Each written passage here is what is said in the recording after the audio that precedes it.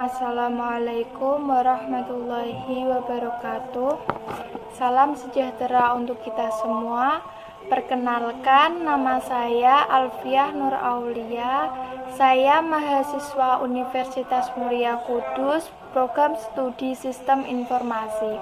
NIM saya 2020531125.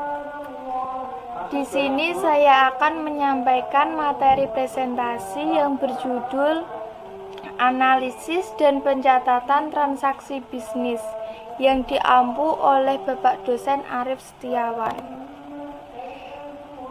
Di sini tujuan yang pertama menjelaskan mengapa akun digunakan untuk mencatat dan mengiktisarkan pengaruh transaksi terhadap laporan keuangan. Yang kedua, menjelaskan karakteristik suatu akun. Yang ketiga, menjabarkan kaidah debit dan kredit serta saldo normal akun. Yang keempat, menganalisis dan mengiktisarkan pengaruh transaksi terhadap laporan keuangan. Yang kelima, menyiapkan neraca saldo dan menjelaskan penggunaannya untuk menemukan kesalahan. Yang keenam, menemukan kesalahan dalam pencatatan transaksi dan pengoreksinya. Yang ketujuh, menggunakan analisis horizontal untuk membandingkan laporan keuangan dari periode yang berbeda. Setiap pos dalam laporan keuangan yang disebut akun dimasukkan dalam buku besar. Sekelompok akun untuk suatu entitas bisnis disebut buku besar. Daftar akun dalam buku besar disebut bagan akun. Klasifikasi utama dari akun. Aset adalah sumber daya yang dimiliki oleh perusahaan. Di sini macam-macamnya, ada kas, ada perlengkapan, ada bangunan, ada piutang usaha. Kas ini adalah utang kita yang kita masukkan ke perusahaan. Perlengkapan ini adalah investasi alat yang kita beli untuk perlengkapan perusahaan. Bangunan ini adalah investasi gedung atau tempat untuk berbisnis. Piutang usaha adalah modal kita dari hasil hutang bank. Kewajiban adalah utang kepada pihak luar atau kreditor. Di sini macamnya ada utang usaha, ada wesel bayar, ada utang gaji untuk karyawan. Utang usaha adalah kewajiban yang harus segera dibayarkan dalam jangka waktu singkat yang muncul karena transaksi pembelian secara kredit. Wesel bayar adalah istilah wesel bayar dapat kita temui pada siklus akuntansi piutang dagang. Misalnya saja saat kita membeli gadget, furnitur, atau kendaraan secara kredit. Biasanya kita mendatangi dokumen resmi. Nah, dokumen tersebut dari sudut pandang pembeli merupakan wesel bayar. Sedangkan utang gaji ini merupakan kewajiban perusahaan untuk membayar kepada karyawan. Namun jumlah yang harus dibayarkan tersebut belum dibayarkan perusahaan, sehingga masih merupakan utang perusahaan terhadap karyawan. Ekuitas pemilik. Ekuitas pemilik adalah hak pemilik atas aset perusahaan. Di sini ada modal oleh Chris Clark, ada penarikan oleh Chris Clark. Jadi, kalau kita mempunyai suatu perusahaan, di situ modal mempunyai ekuitas pemilik dan juga menjadi penarikan ekuitas pemilik. Pendapatan adalah kenaikan ekuitas pemilik sebagai hasil dari menjual jasa atau produk. Di sini ada pendapatan jasa, ada pendapatan komisi. Ketika kita bisa menjual produk dari perusahaan kita dan kita mendapatkan laba, disinilah yang disebut dengan pendapatan. Beban adalah penggunaan aset atau jasa untuk menghasilkan pendapatan. Ini merupakan kewajiban kita. Di sini ada beban sewa, ada beban gaji, ada beban utilitas.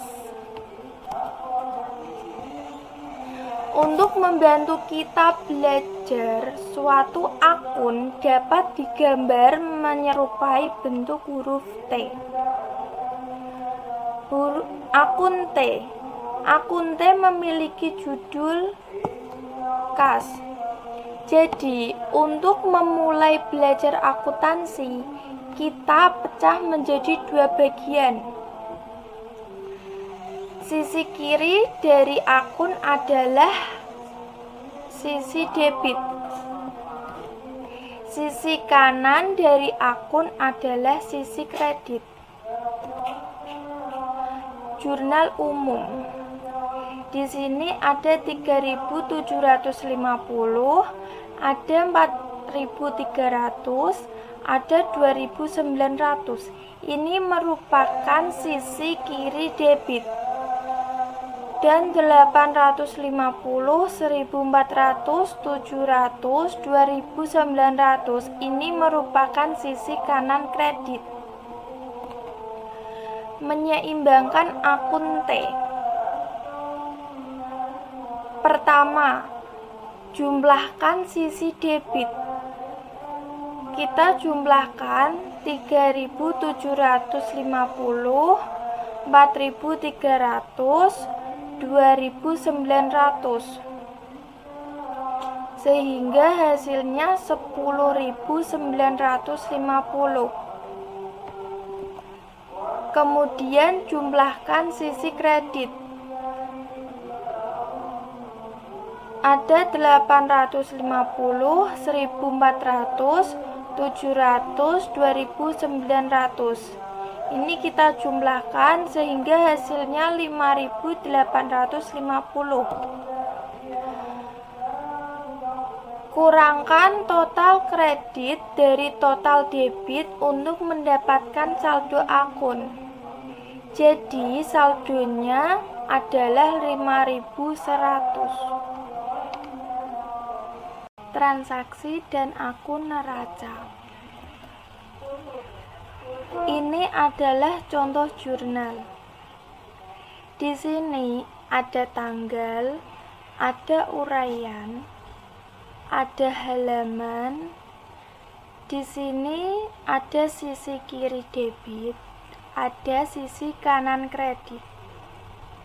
Pada tanggal 1 November, Chris Clark menyetorkan 25.000 ke rekening bank atas nama Net Solution. Di sini kas 25.000 debit karena dapat suntikan dana. Sedangkan Chris Clark ini 25.000 dia kredit karena dia mengeluarkan uang untuk diinvestasikan di NetSolution, sehingga kas ini adalah kasnya NetSolution. Dampak dari jurnal ini di buku besar. Buku besarnya ini ada kas 1 November 25.000. Dia mendapatkan kemasukan. Sedangkan sisi Chris Clark ini dianggap sebagai modal. Modal Chris Clark 1 November dia kredit atau kehilangan uang 25.000. Pada tanggal 5 November, NetSolution membeli tanah senilai $20 secara tunai. Di sini aset tanah debit bertambah 20.000. Sedangkan kas mengalami kredit karena kasnya berkurang 20.000 untuk membeli tanah untuk mendirikan bangunan. Dampak dari jurnal ini di buku besar.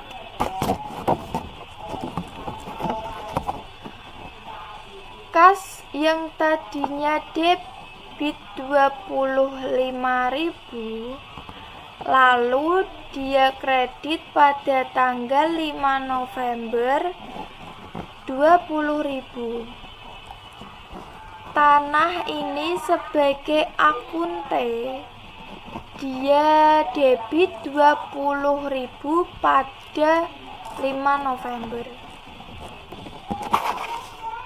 Pada tanggal 10 November, NetSolution membeli perlengkapan secara kredit senilai $1.350.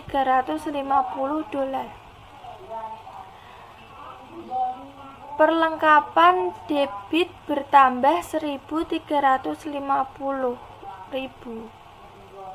Sedangkan utang usaha di sini kredit $1.350.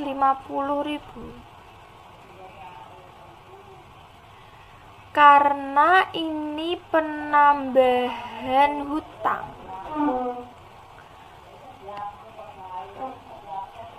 Untuk membeli perlengkapan secara kredit. Dampak dari jurnal ini di buku besar. Di sini perlengkapan 10 November, perlengkapan debit $1.350. Di sini utang usaha, kredit, sisi kanan kredit karena menambah hutang sejumlah $1.350 untuk membeli perlengkapan. Pada tanggal 30 November, NetSolution membayar kreditor sebesar $950. Utang usaha debit $950. Sedangkan kasnya minus kredit karena digunakan untuk membayar utang usaha kepada kreditor. Nanti kita rekap menjadi satu buku besar, satu jurnal, sehingga kelihatan semua transaksinya. Terima kasih, sekiranya segini dulu. Semoga bermanfaat. bagi kita semua. Wassalamualaikum warahmatullahi wabarakatuh.